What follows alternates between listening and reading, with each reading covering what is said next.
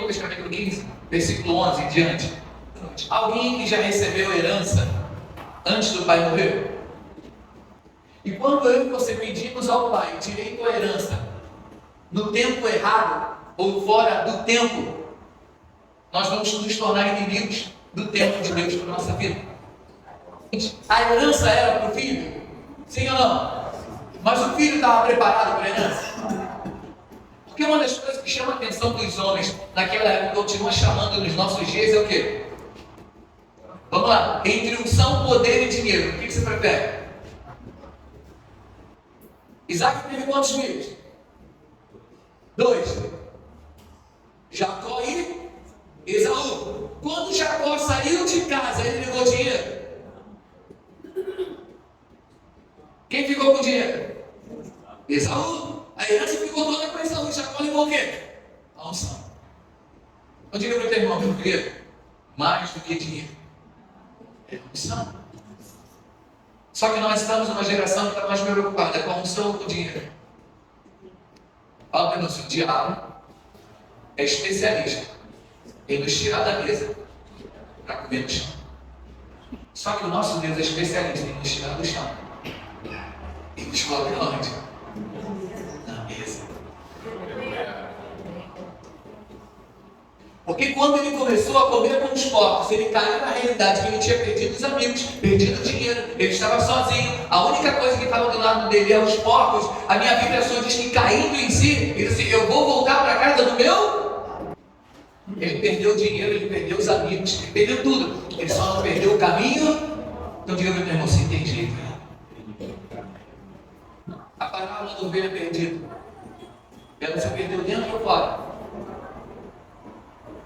A dracma perdida se perdeu dentro ou fora?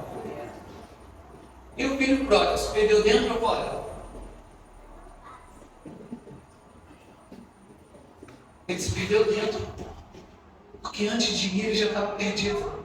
Eu digo para o teu irmão, tem muitos dentro da casa que ainda estão perdidos. A dracma se perdeu dentro de casa, ela procurou até encontrar. A ovelha perdida, o pastor procurou até, mas o filho pródigo, o pai não procurou. Sabe por quê? Você não vai atrás de filho. Filho conhece o caminho de casa. O filho estava perdido dentro de casa porque ele estava buscando apenas aquilo que o pai tinha, não o que o pai era. Ele sai da casa do pai como filho, mas ele volta com uma mentalidade de escravo.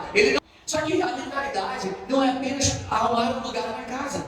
A mentalidade não é apenas arrumar um cantinho para você ficar. A mentalidade que Deus quer mudar, irmãos, para a vida desse jovem que está voltando, e para a minha vida e para a sua, é que para estar na casa do pai, tem que estar posicionado com a mentalidade do pai. Porque o pai tem uma imagem a passar. E ele não quer que os filhos andem maltrapilhos. Ele não quer que os filhos não tenham autoridade. Ele não quer que os filhos andem descalços. Sabe por quê? Porque esse era o papel de quem comia no chão. Eu pergunto, a mentalidade de quem comia com o porco era a mesma mentalidade de comer com os escravos? Sim. Nós somos capazes de permitir Deus mudar a nossa mentalidade, de continuar comendo no chão para poder sentar à mesa. Não adianta conhecer apenas o caminho de volta. A gente precisa conhecer o coração de um Pai, de um Deus que é tão poderoso que mesmo pensando no chão, Ele nos põe na mesa. Amém. Quando o Pai o avista, e eu digo isso, o Pai tem nos avistado todos os dias. Porque a minha Bíblia só diz que o Pai ficava na janela todo dia esperando quem? O filho. Sim ou não? Diga ao teu irmão, o Pai continua te esperando. Até a hora de você aparecer, Ele não vai te julgar, Ele não vai te condenar, Ele não vai apontar para você. A única coisa que Ele vai te fazer é te abraçar. O pai não estava preocupado se o filho havia perdido o dinheiro. O pai não estava preocupado se o filho ia voltar com a herança dobrada ou voltar duro. A única coisa que o pai estava preocupado é ele poder abraçar e beijar o filho. Alguém aqui daria um banquete para um filho que gastou tudo? Nós daríamos um banquete para um filho que desperdiçou toda a herança? Estou falando isso, irmãos, porque nós olhamos nessa hora apenas para coisas naturais. Nós olhamos apenas para cifras. O Pai não está olhando para cifras, o Pai está olhando para algo espiritual. Deus ele não está preocupado com o lugar que Ele te encontrou, mas Ele está preocupado se Ele vai poder te colocar no lugar que Ele deseja. E eu fico imaginando uma mesa pronta, o filho todo sujo, voltando para casa.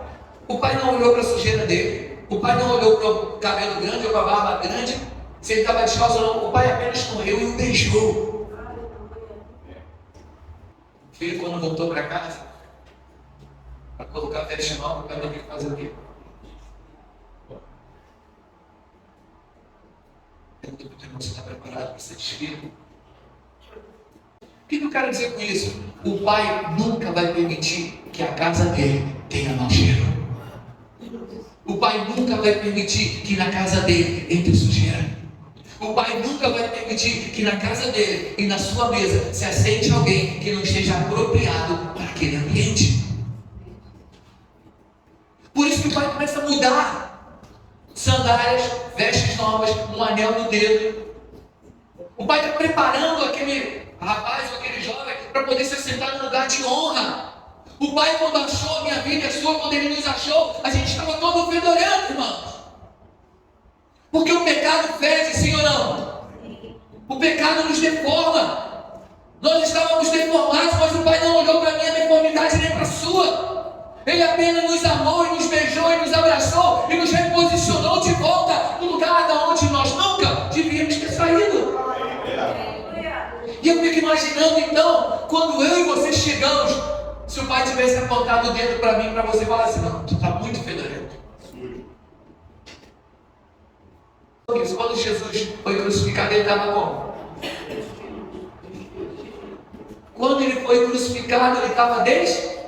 E quando ele foi sepultado? E quando ele foi assunto aos céus? Fala para o irmão assim: é assim que a gente precisa estar.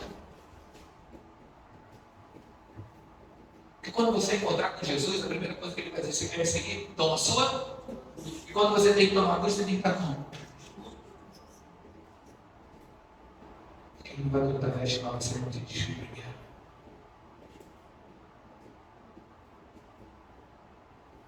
Essa é a realidade do Evangelho do Reino de Deus. Nós sabemos o caminho para vir à igreja. Nós sabemos o caminho, mas muitos não querem. Querem vir a um lugar, mas não querem apenas o Senhor. Eles querem viver num lugar. Porque aqui dentro é fácil. Vir aqui é fácil. A gente canta, dança, pula, se alegra. Mas o Senhor não nos quer apenas aqui. Ele nos quer na presença dEle, que é o Espírito dEle nos tire do chão e nos leve para a mesa. E que nós possamos honrar o lugar na mesa que Ele preparou para nós. Que nós possamos valorizar o lugar na mesa.